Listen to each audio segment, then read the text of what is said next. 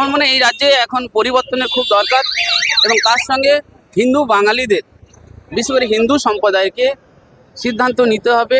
আর তার জন্য অনুরোধও করি, কারণ যদি হিন্দু বাঁচে তবে ভারতের সেই সংস্কৃতি পরম্পরা, বৈদিক সংস্কৃতি, তার মনি ঋষিদের সাধনা লব্ধ যে জ্ঞান, সেই চিকিৎসা স্বাস্থ্য, সেই অর্থনীতি, সেই কর্মক্ষেত্রে মোটামুটি আধুনিকরণের মধ্যে হিন্দুত্বের বর্তমান থাকতে হবে। যদি হিন্দু না বাঁচে তাহলে ভারত বাঁচবে না।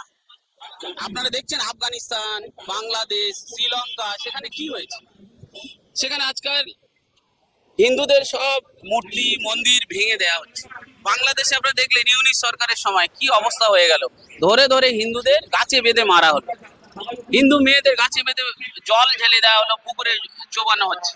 হিন্দু ছেলে গেঞ্জি ফ্যাক্টরিতে কাজ করতো, তাকেও দিনের বেলা মেরে দিল। তো যদি হিন্দু সংস্কৃতি না বাঁচে তা ভারত মাতাও সুরক্ষিত নয়।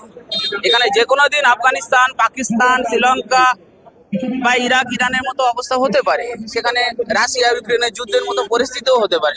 তাই গৃহযুদ্ধ বন্ধ করতে, সনাতন হিন্দু ধর্মকে বাঁচাতে ভারতীয় জনতা পার্টি এখানে আসলে খুব ভালো হয়।